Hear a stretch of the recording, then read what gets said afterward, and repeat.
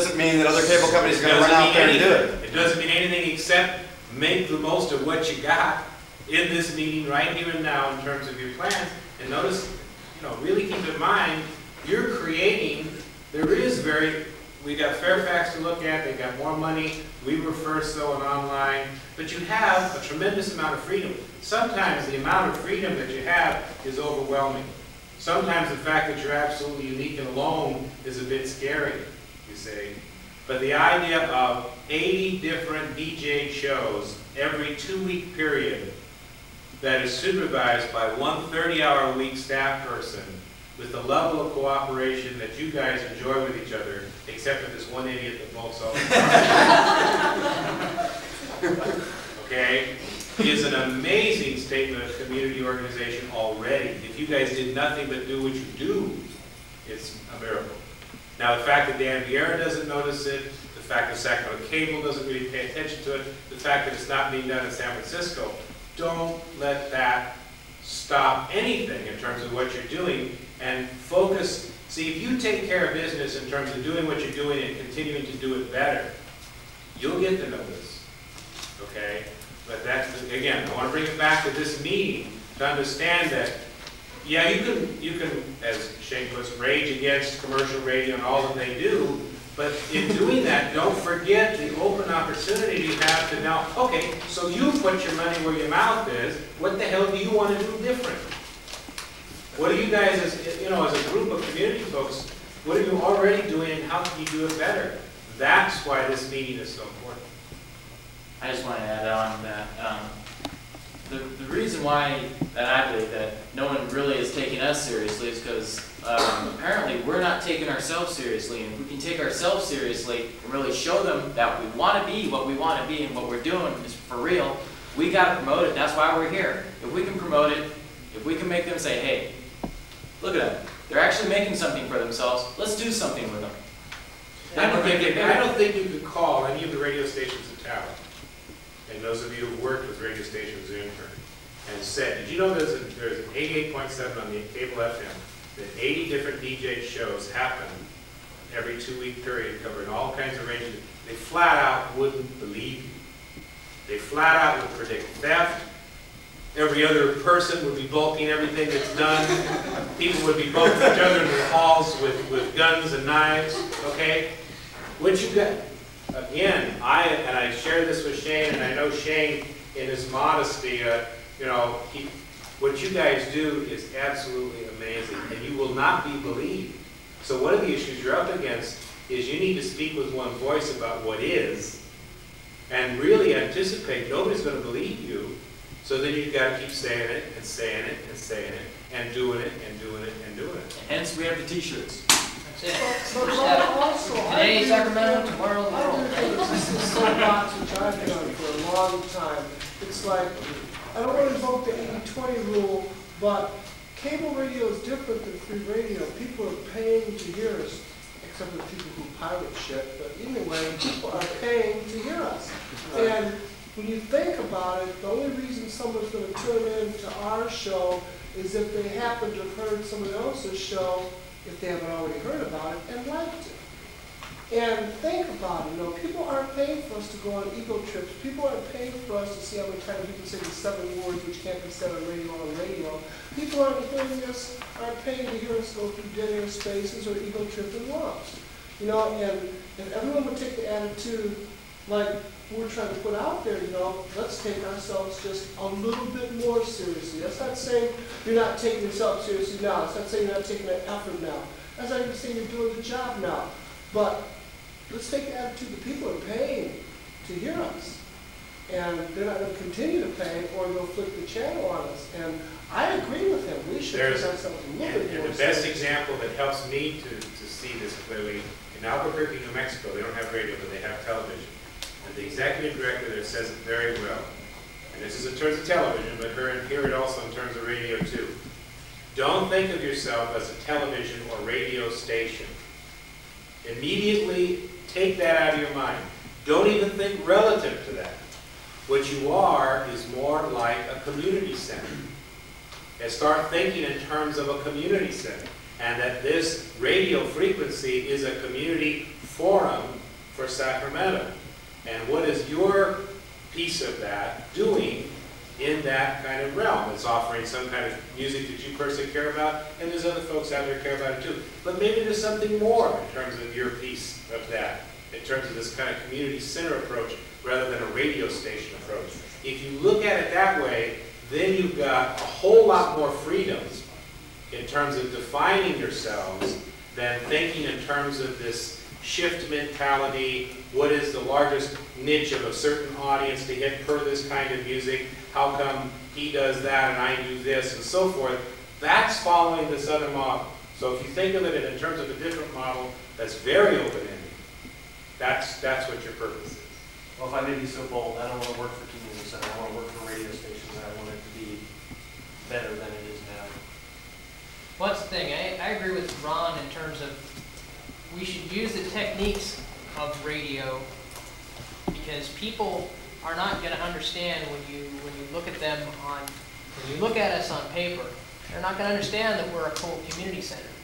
You use the techniques of radio to accomplish community goals, and that's the bond that we need to form, because we are a community operation, and it's unique because you can't get this anywhere else. There's no way a radio station is going to let you do what you want to just coming off the street. Now, that's the neat thing about us, but we still need to know where radio comes from, because that's what we're competing against. So it's a merger between the two, because, you know, it's an organizational system that works.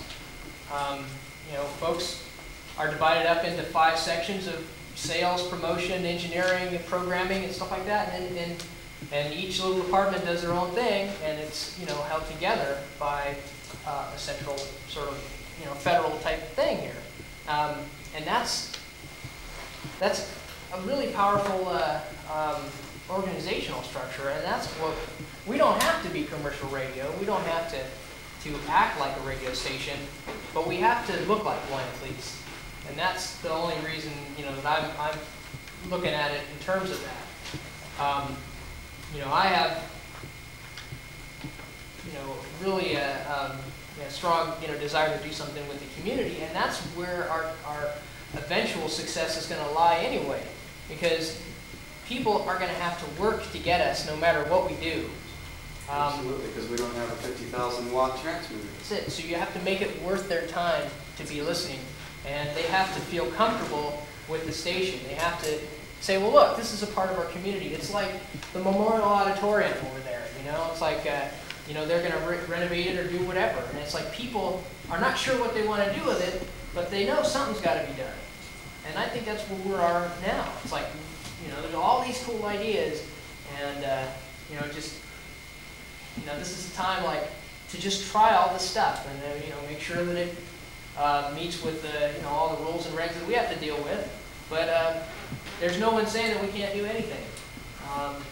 It's like we just, you know, I mean, have to decide on some things and just go ahead and do it. So part of the way that, part of the thing that makes it possible for you guys to do this kind of stuff is production grants. I know. There's got to be a way. It's got to go to An hour and a half later, right there. Yeah, I know. and what do we got? What, half an hour left here? So we're going to zip through this stuff, because there's some more pressing stuff that we have to get to. I've got a quick question. Yeah.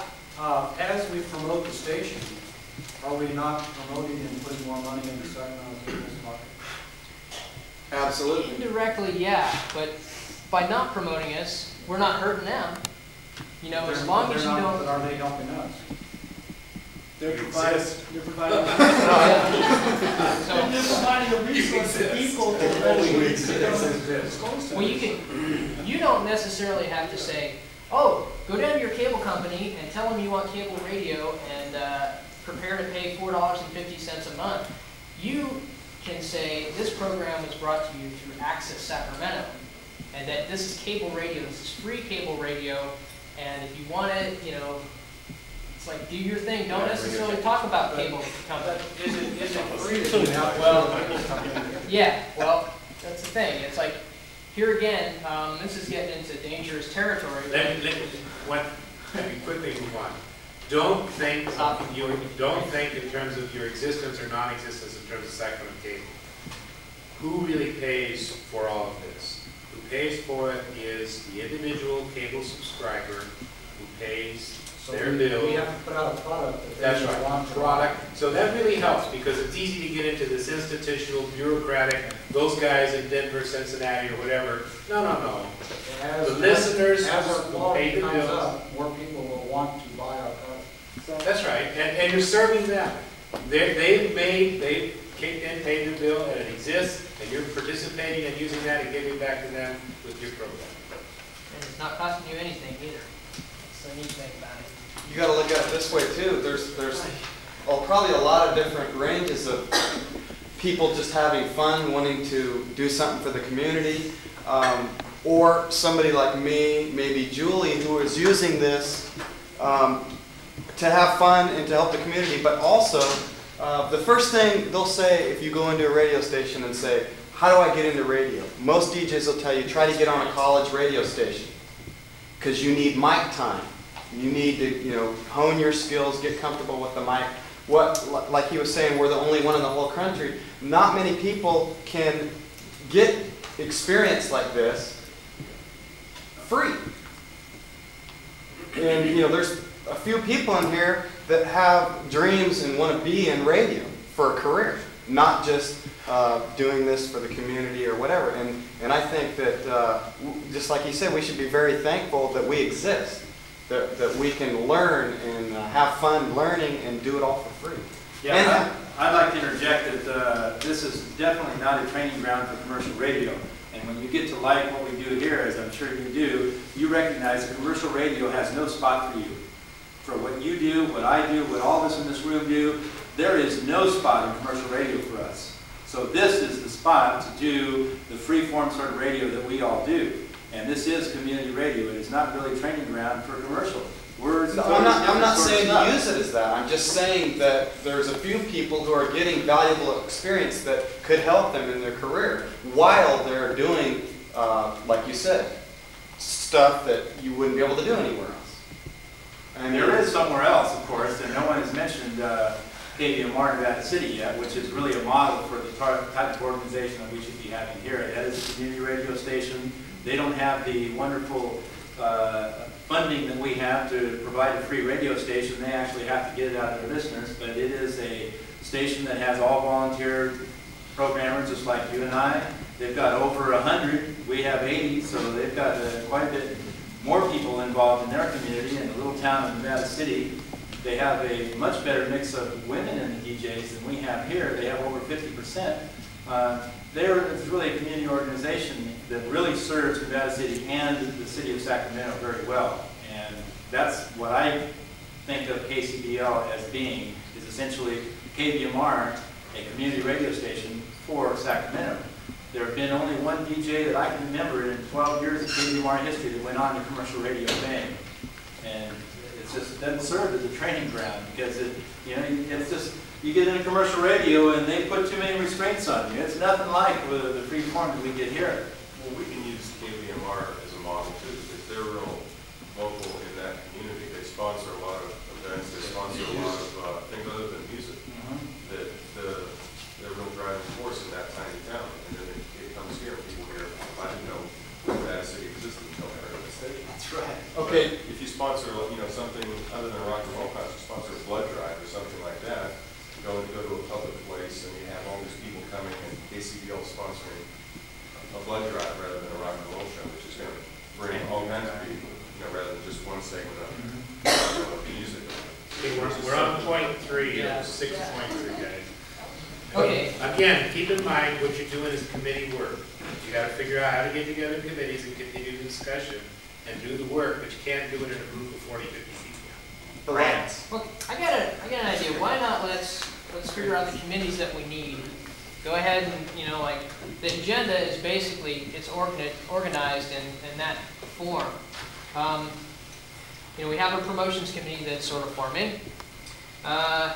We're a programming, a few of these programming decisions should be made tonight as well, or at least think about it. And what I'd like to do is get some feedback from you as a body about what you think is cool as far as should we become an organized station, or should we keep the sort of hodgepodge that we have here? I'm in favor of either way. It's basically, you know, whatever you guys say. I don't know.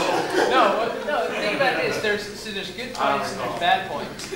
But it goes along with the whole promotional thing.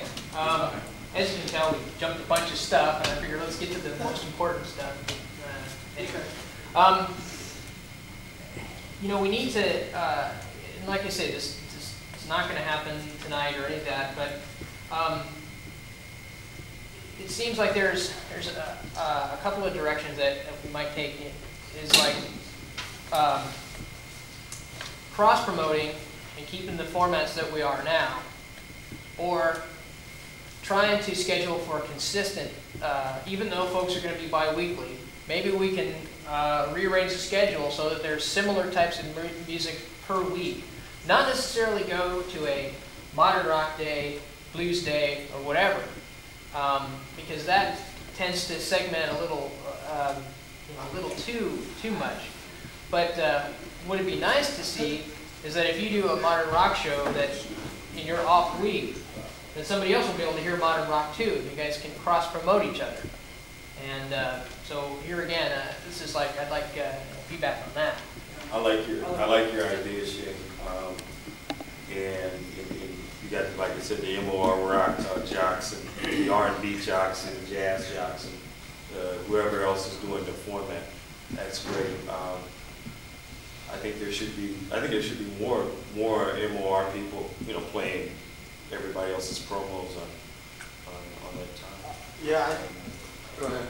I think it's a great idea because, you know, it's like, I think Pablo's a really great guy, but it's like my format right after salsa merengue, I think I tend to lose some of my audience somewhere. Exactly. That's what I think we need to do more than anything is if we could have 2 or 3, you know, of the same type of format following each other, you could go right in. You know how when somebody ends their show, like the guy before you, he's totally different kind of music.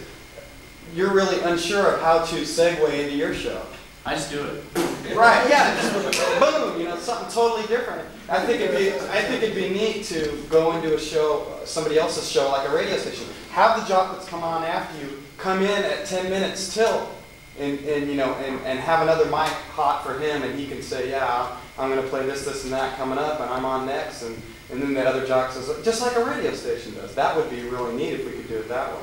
And get some of the same, you know, like you said, you couldn't have Modern Rock Day, that type of thing, because a lot of people couldn't change the times of their shows that drastically because people work and they do this and that.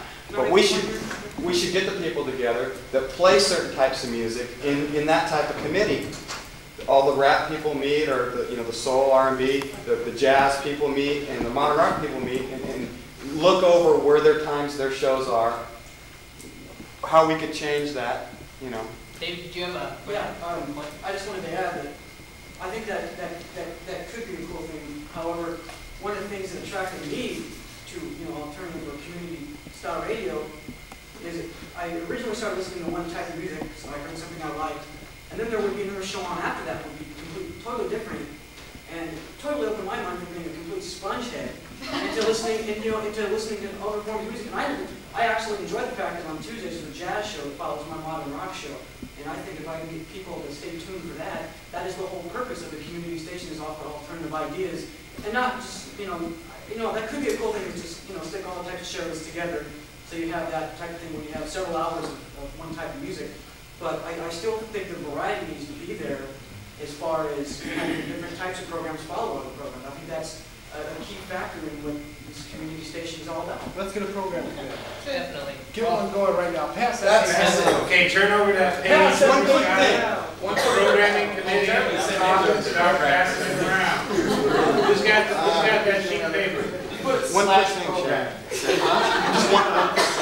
Aaron, would like to say something? That's very interesting, but as you realize, all over the country, top 40 radio is out. I mean, you remember 2-3 years ago, there was 3 top 40 stations in Sacramento.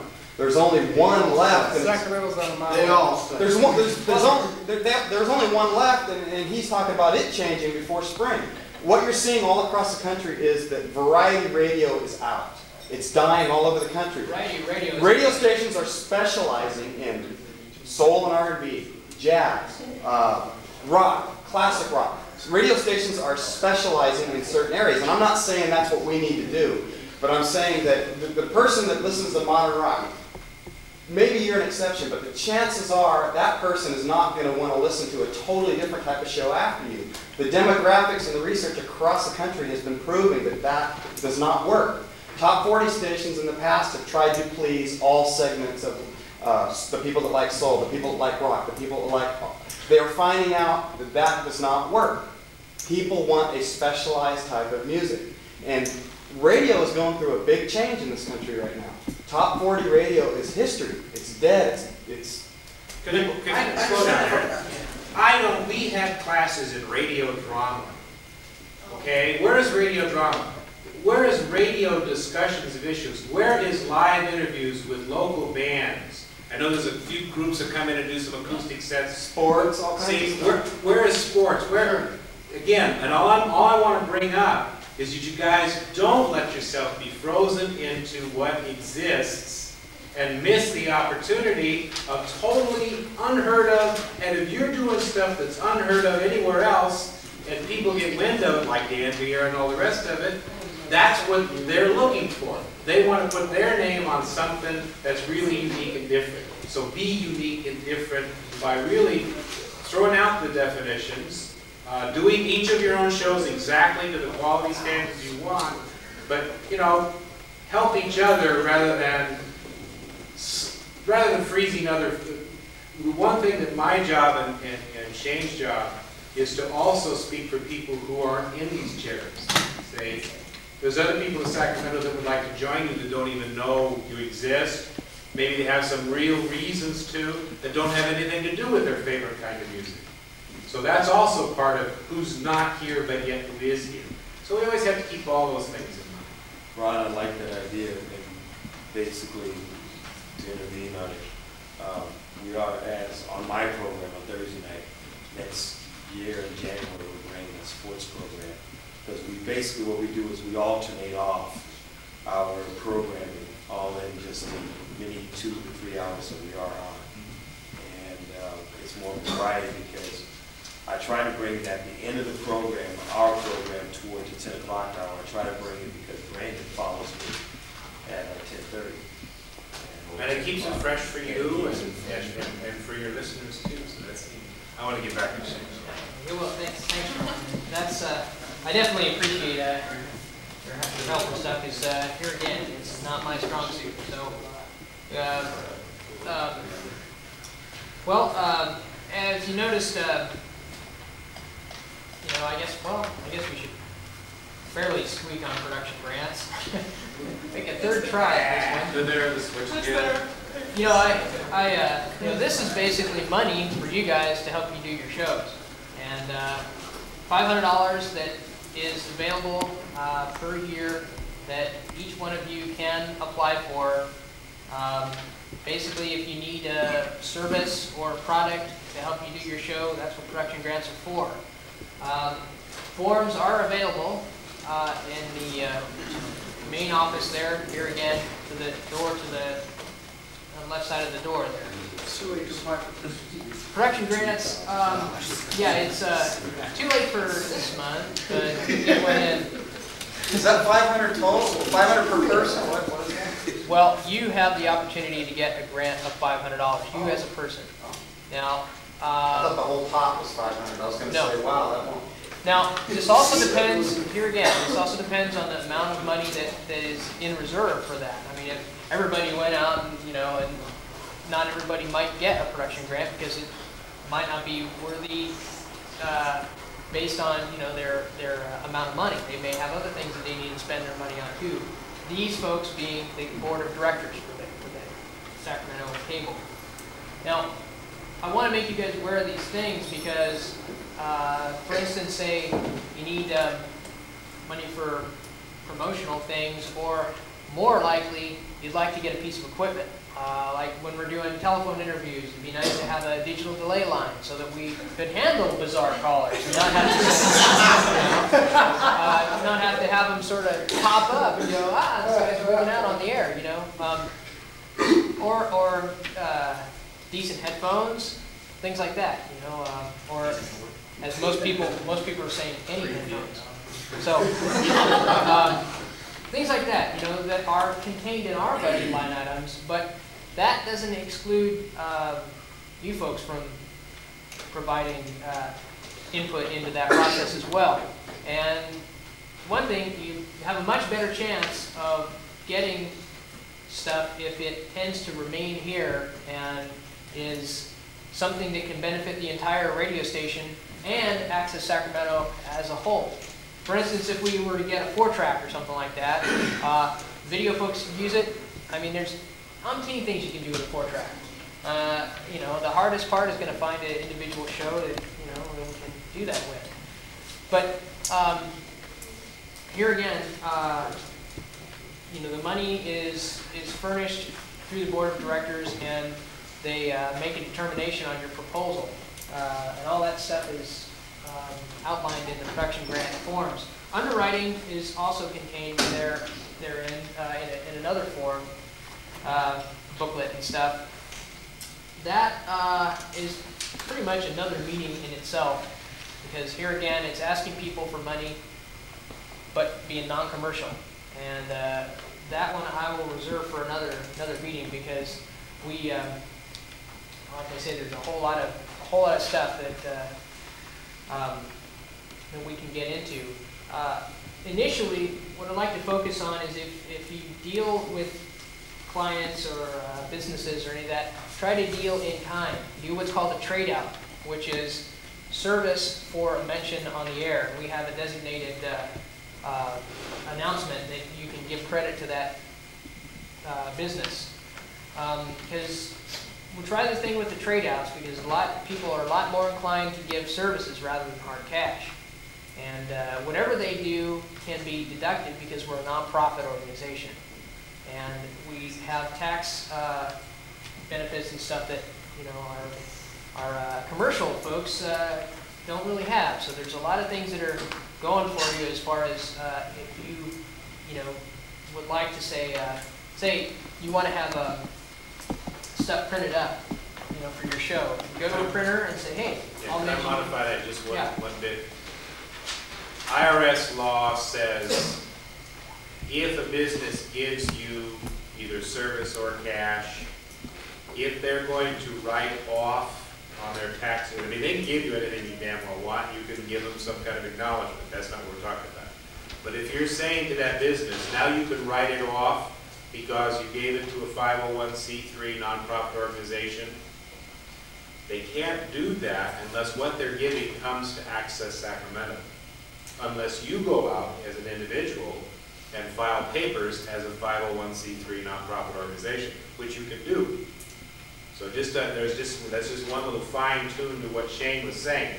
Don't let a business down the path of writing off, 6 CDs, and the IRS cracks down on them because they led that business person to believe they could write it off and they got caught. Because if he's giving it to you, you're not a 501c3. Say, you understand the difference? So if you're, and that's fine. I mean, you could say, you know, music, help me out here with the music, gotten some CDs from the Beat, appreciate it, and they're helping to, you know, improve the show here. That's fine. But the thing you have to clearly, because we'll catch on to this probably sooner than later, is you are not a commercial outfit. And if we get the feeling like, and this trip of mine to Tahiti was brought to you by, you see, and as soon as and it stands out, as soon as it becomes self-serving, then you go to the radio station down the street that provides a free service to line your pockets. And then people say, well, gee, there isn't any like that. And well, then you'll have to just deal with what we have to offer. Okay? one thing is when you go to these places and you go there and say, hi, I'm so-and-so, I do a show with KCBL, would you like to work a trade out on this? Like, they're going to look at you with this look on your face like, yeah, right, kid, what do you have to show for it? And like, we need some sort of like business card or something to be able to hand these people and say, listen, this is who we are, this is where we're from. Production grant. That's it. That's where production grants come in, because, Don't start like, you know, and we're still trying to work out the arrangement, because here again, the whole uniqueness of this setup comes into play. We're kind of a different, you know, fish for folks to deal with here, because almost from the moment we started up, we were an organization. And even though you're individual producers, and that's the way you should deal with your events, we cross-promote each other in such a degree that we are an organization. We're a club or something like that, and you know, expect some I don't know. Basically, what I'm trying to say is we're still trying to resolve the issue of what we are in terms of the larger thing of Access Sacramento, and we're not trying to split off from them. You know, we are Access Sacramento. That's us. But what I'm trying to say is that, you know, we can't do the letterhead thing, and especially if you have individual shows that, you know, it's like, this is my show, and we can put a joint KCBL letterhead on it as well. The problem is where we start going into things with Access Sacramento's letterhead. Because, of course, as many of you know, you can't represent yourself as an employee of Access Sacramento. So here again, we've pretty much taken care of that with various, you know, producers like Brandon and stuff. You know, so those issues are getting resolved, and as we do more and more adventurous things, we'll be breaking new ground. So, you know, don't think that these folks are trying to give you grief. You know, we just got to work this thing out. Just speaking to that issue, what would really be great, and let me just put it out here, is for this group and the others who aren't able to be here tonight to start thinking about how you would go about forming an advisory committee to represent the work of your different committees, to represent the kind of issues and agendas that you'd like to see, so that then management of Access Sacramento and the board of Access Sacramento can say, so this is an issue. Okay, now we're going forth into some new ground that we haven't covered before, but this is your recommendation of your advisory board, and the advisory board is empowered in some way by the radio producer community. Great, now who we're talking to. Because just think about it. Let's pass out numbers Baskin-Robbins style. I could sit down next door. Okay, number 3, what's your ideas? Number 4, what's your ideas? We're not going to get anywhere, right? Because each of you is going to have different ideas about everything. So one of the long-range goals that I know Shane has been trying to coordinate, this is a great turnout tonight, but be thinking about, yeah, how could we kind of, you know, somehow come together and deal with these committee issues on an ongoing basis, not just when Shane kind of puts out a notice and we show up, but ongoing. How can you kind of create and control your own destiny through some kind of representative process? That there is a periodic election, and if the people on the committee aren't doing the right job by the group, by the radio producers, you have a way of getting them out. I mean, just be thinking about those kinds of organizational structures. So this is an ongoing process, not just when Shane can get the word out to you, okay? That's part of what we're here tonight, too. Yeah, because that goes along with the whole concept that you know, I've worked with from the beginning. It's like, you know, I never intended to be, you know, I basically serve you folks. You say, well, I need this to happen, I need this to happen, I need this to happen. And then, you know, I'm the person that either trains you or helps you with the equipment or whatever. So this is your radio station, and it's a custodial thing as far as I'm concerned. So Yeah, I take that back. I can't do that numbered routine. Shane does though. So my hat's off to Shane in terms of meeting. Just think about that. He's been meeting each of your needs. And the people who aren't here and the people yet to come, and it does an incredible job. I've got a question. Is KCBL getting the support it needs to access economic? And I say that simply because usually Saturday night the signal is lost and it's found sometime Monday morning. Well, it's reliably off the air. it's, and I think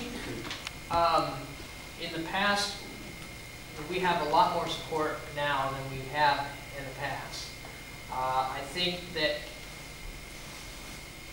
sort of meetings like this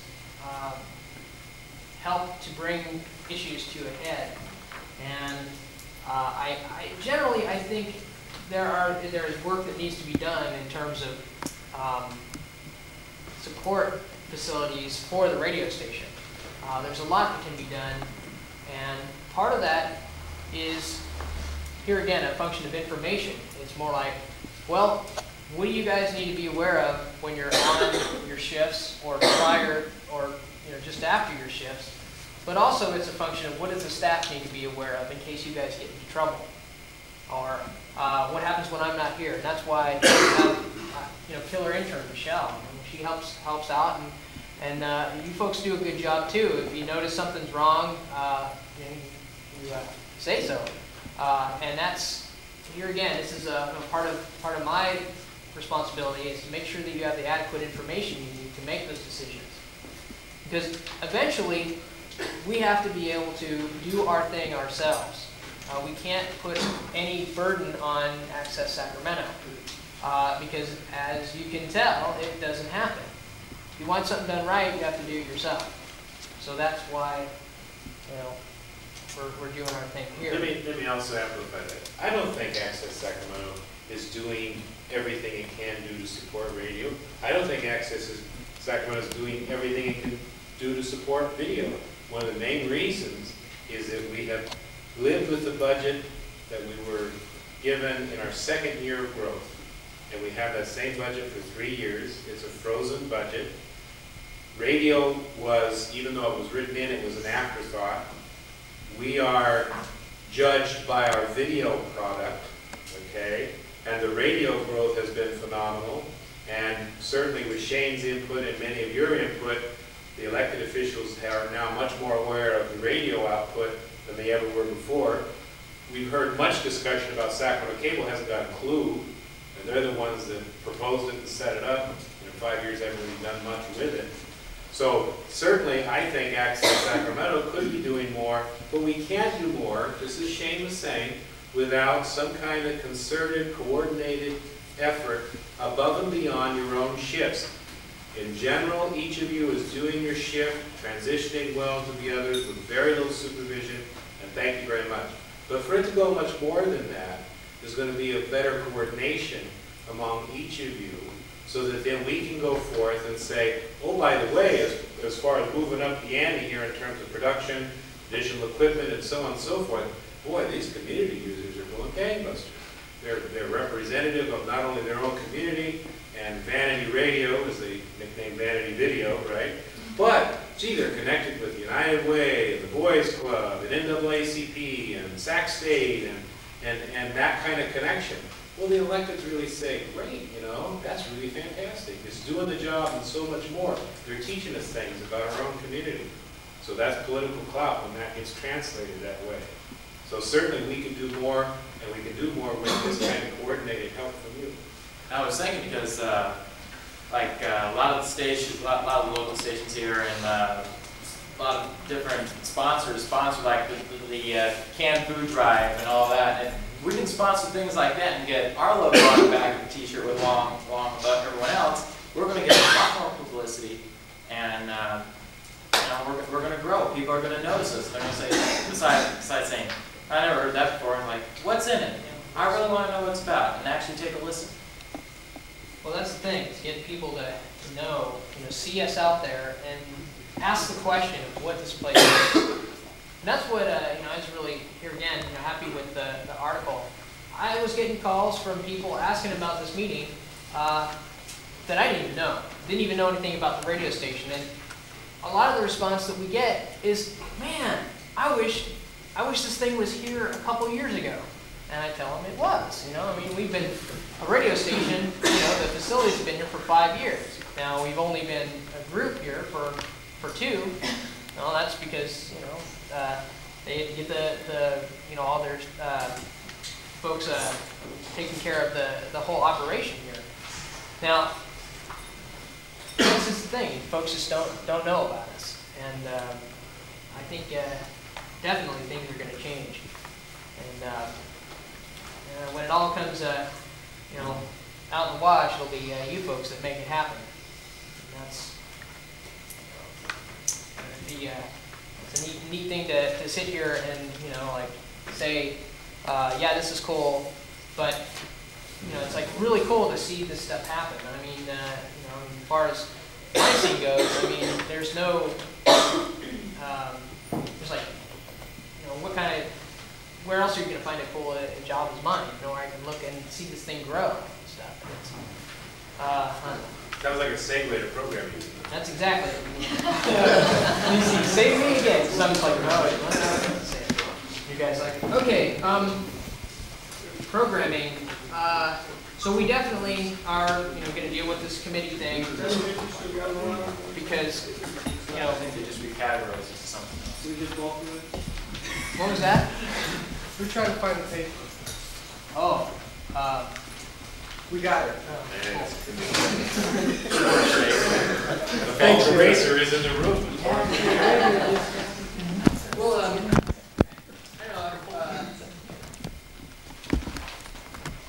Let's see, what do we want to notice? A couple of things about, you know, there's some document that I want to basically create for you folks. It's a sort of like a troubleshooting handbook. So that if you have problems, you can say, well, gee, the mixer's acting up, what do I do? Now, Call Mickey. yeah. I know, it's a lot of folks are in school and have been around to help you guys out and stuff. So are there any pieces of equipment that you guys would like to know about first? I mean, that like the mixing console, the small mixer where everybody likes to do multiple mic systems, that it seems like it's causing a problem. Folks would like to know about that. The phone patch is pretty. We need another dial for the phone patch. What now? We need another dial for the phone patch. That way we don't have to like reconnect it and just like pick up the phone and go on the air and not have to worry about making sure it's wired right or did I get it right, and then have this guy on the phone, oh, you can put me on the air? Well, gee, I don't know. Shane's not around. I can't figure this one out. Hey, yeah, okay, well, we can pretty much, I don't know, I think, You can play around with the wires. You might yeah, end we up could off get the air the, well, accidentally. all it would take would basically an interrupter switch. And that's something that we can talk to the engineer and see if we can get something that basically either stops or lets the signal flow go down to the phone line. Basically, you know, here again, you have your patch panel, and not everybody knows how to use a patch panel. And, you know, it's like engineers and stuff, or folks that have been in the broadcasting. Oh, Eric, okay. You got a call? Yeah, which brings up another point, Shane. Every time you're gone and somebody has to come in and tape your show, nobody ever knows how to do it. So hopefully in troubleshooting maintenance, you tell us all how to hook this up so we can record our show and not interfere with whoever's on the air. Because every time I'm here, you're not doing it. Yeah, I always forget. well, I'm trying to color code those, you know, the signal paths for the video decks so that, you know, it's like, basically there's things that you really shouldn't touch, you know, or if you're going to pull out a patch, you know, do this in this system first. So here again, this is a function of the troubleshooting book. So, And Shane needs help. yeah. Does everybody get the drift? He's here 30 hours a week. He's the only radio assigned staff person. If you want to do a troubleshooting book, if you have an easier way of reminding, help him, okay? Because that's the way it's going to happen. He's really very busy. Again, it's a miracle that it's going as smoothly as it is, but really the purpose of this meeting, hopefully, is that you don't just disperse saying, well, Shane has it nailed. You know, Shane doesn't have it nailed. And I'm sorry, Shane, when you go to 40 hours, that isn't going to be the answer. As great as Michelle is, that isn't going to be the answer. Think about it. 80 different DJs every 2 weeks. Why don't the radio stations believe you? They can't deal with high-paid 4 or 5 a day. They can't factor that, you see. So certainly as all these things come up, these are all great ideas. We only hire absolute audio idiots on the video side. It's a screening process, so when you come in and you ask one of the video people to help you out, understand that they're an audio idiot. That's the one we hire. Okay? Dave is one. He went through a major test. Did you know anything about audio? And if he knew anything, we wouldn't hire him. Okay? So just understand that. So what's the answer to that? Shane is always thinking about how can we simplify this process? How can we do some workshops so that people know what's the transition from one to the other and helping each other better? So any kind of help along those lines we very much appreciate. And a question? Why don't we think about getting like 2 or 3 volunteer radio engineers? That'd be absolutely. You have an engineer for video. Why don't? I mean, I'm willing to learn, and I work most nights off. Well, I've been in radio. Train me, I'll do it. there's that. Yeah. Okay. Well, you're. Another page to pass around. Yes, exactly. That's another function. This sheet's getting a lot of work out here. What it was originally intended for, and here again, it's a multi-function group that we have here.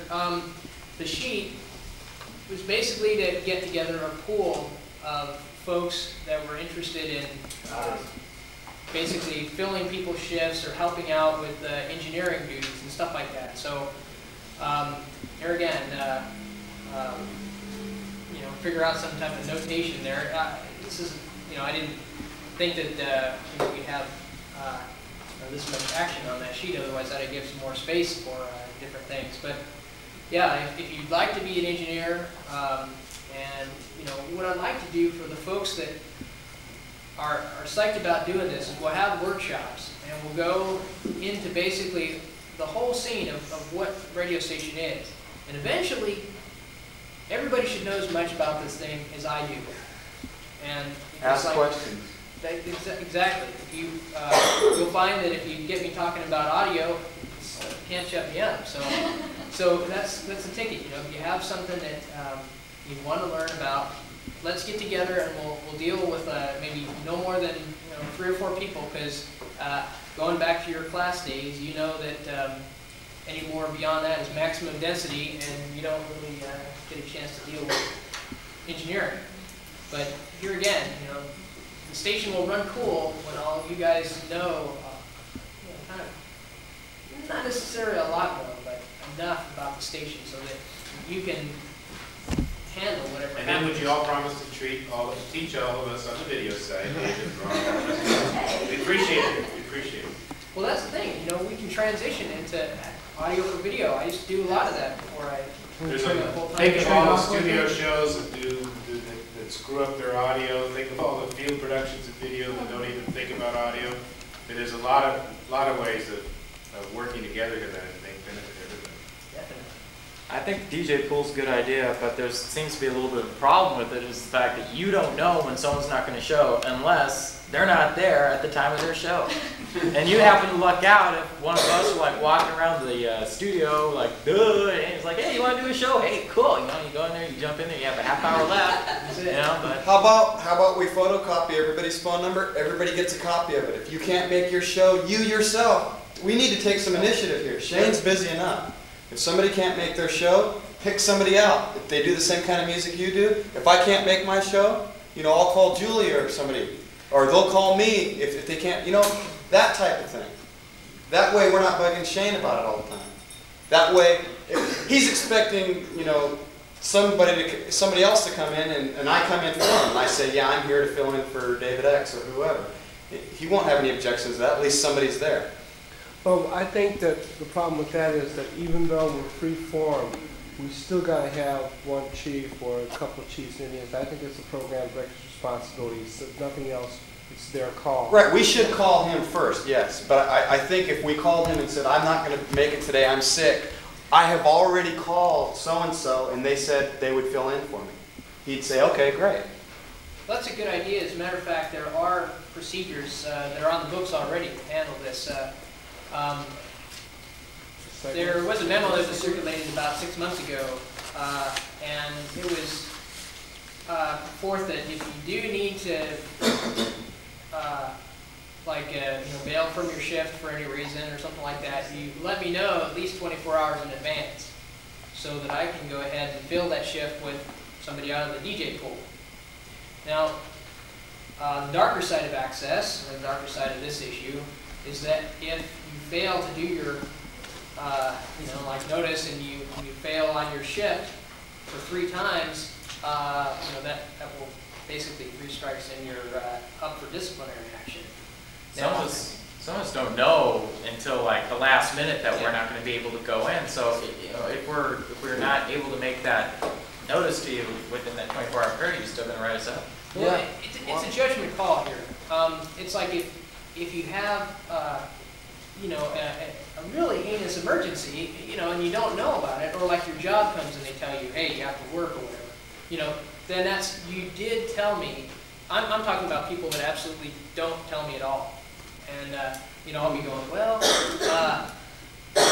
they should be here. It's 3 till, things like that. But if you give me adequate notice, and if there is an emergency, then, we'll make arrangements. I mean, you've all known me, and I'm not out to totally take anybody off the air for fun. Now, I'm the voice of heinousness here. Right?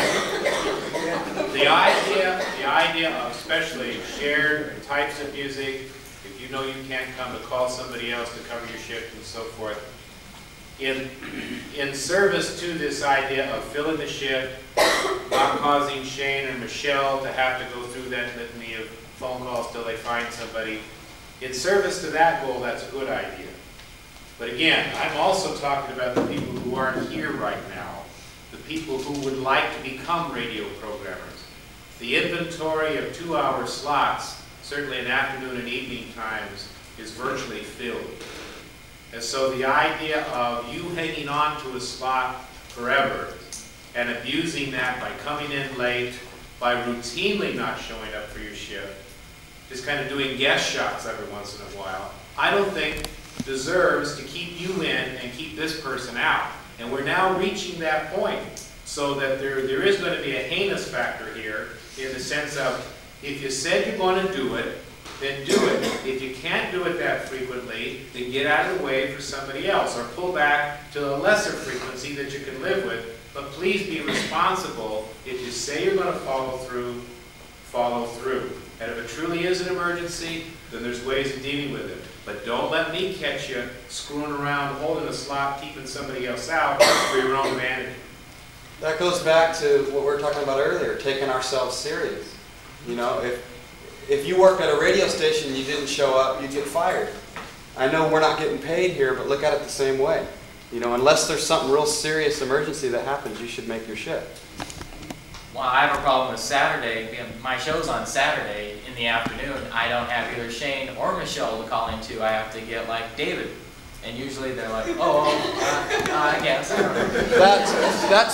That's where it would help to have somebody's number that you could just replace yourself. Like I said, it's during the weekend. A lot of people have plans. They're gone. Well, what we'll do, it's like here again, it's a function of the DJ pool that we're creating right now. See, this is a sort of, air things out, air whatever grievances you might have, so that we can take care of them. Because we've had a year to figure out, what our weak points are, and that's what we're going to work on taking care of this next year. And remember, he said we are going to take care of them, which is more than just Shane and Michelle. Okay, we are. And that has to be structured somehow. What is the etiquette? What are refinements of the disciplinary procedures that we have? And always, we really would appreciate you looking out for the person who would like to be in your shoes. And how are they going to eventually be in your shoes? How does that happen? I think to meet that end, it would be helpful if we had this sort of a meeting on a regular basis. Exactly. Once a month, once every 2 months, I don't care, but we should at least have a forum to get together on a regular basis. Well, I plan to have. Sounds like the future of KCBL, which is item 6 on the agenda. Segue by Ron. I would say we definitely get back here every quarter. We'll have a meeting like this, but within that time, within that frame, we have committee meetings and that kind of stuff and circulate. And you know, groups can act independently. They don't necessarily have to do everything in terms of, well, we're waiting on this one segment over here. Like, say the promotions committee is really psyched about maybe getting billboards on the buses or something, you know, or doing a promotional event at you know, a club or something, a stereo simulcast, which, you know, we can do stuff like that. And you know, committees can, you know, they can act independently, you know, because I'm pretty much going to still stay in the picture and coordinate this whole thing. But you know, like, definitely we'll have a quarter meeting, or what do you guys think? You think we should have more than that? Or, I mean, at the minimum quarterly. Well, I mean, would people show up on a monthly basis? How many would show up on a regular monthly basis? That's a pretty fair group. Right. See, that was the question going into the meeting tonight. I mean, Shane had called the meeting before that I was there, and we had, what, 6 people? Yeah. Well, it's part of it. You know, I didn't have my act together all the way there either. All right. Well, if it were regular, then, Red Mind Conference. you know, you can establish a pattern with people too. Yes, most definitely. And certainly getting together on a regular basis makes this decision-making process, the committee process, the advocacy process, a whole lot cleaner and clearer for everybody. So. I'd like to say something on behalf of the video side, as well as being a staff person. I mean, we're on the video side. We are forced. Well, not forced, but I mean, we have to work with all the other community producers. We have to have our crew for our shows, whereas you are individuals. But I mean, this is a mandatory thing. You have to meet together to talk about the future of this radio station. We are put in positions daily with shoots. We are called upon as crew to be helping on other people's shows. You don't have to do that because you have your own show, so you have to form this, you have to make this happen among yourselves. And that's the only way it's going to happen. I mean, we try our best, you know, to get things done and going and staying at a flow on the video side, but, you know, it's really up to you guys to keep it going on the audience. All set for a video person. Well, I guess we've sort of been raging out here for over 2 hours, so Back to the. What? I just wanted to add one more thing before you close. The technical stuff, the engineering. I notice a lot of the time at home that the little things like the signal level isn't as strong as it should be. The left and right channels are off. Those types of things. If we want to put out a good quality product, we need. And I know I've talked to you about those things a few times, and I know it's not your fault. You adjust it when I tell you about it. But you know, I keep my VU meters almost exactly, and I'll still get home and listen to my show later when it repeats. And I have you know, I have VU meters on my Denon tape deck, and I can tell when one channel's way off. And it's usually quite frequently that's. I agree with Aaron, because when we come on at night, sometimes, you know, from like the strong part of it, when we first start, in our program, when we first started here on doing our little show from 8 to 10. 8 to 9 was fine, but then when we had these small 30-minute programs, it almost started sounding like, what was that, doctor, like KJ after 6 o'clock in the evening, you start hearing that buzz, you know, and people were thinking, gee, should we go tell the radio station to turn it up, or, you know, or something? Well, there are, mostly what's supposed to happen on the processor is stuff is not supposed to be touched by, you know, like average, you know, community producer folks. Mm-hmm. Now, I'm not saying that, you know, it's like, it's real easy to brush against that rack and move the switches. So I'm not, ideally, this is the sort of engineer mentality. It's like, okay, engineers mess with the equipment, air personalities use the equipment. And, you know, so don't, you know, basically, there are some technical deficiencies with the patch panel, which could cause some of that. We're trying to basically taking things one step at a time and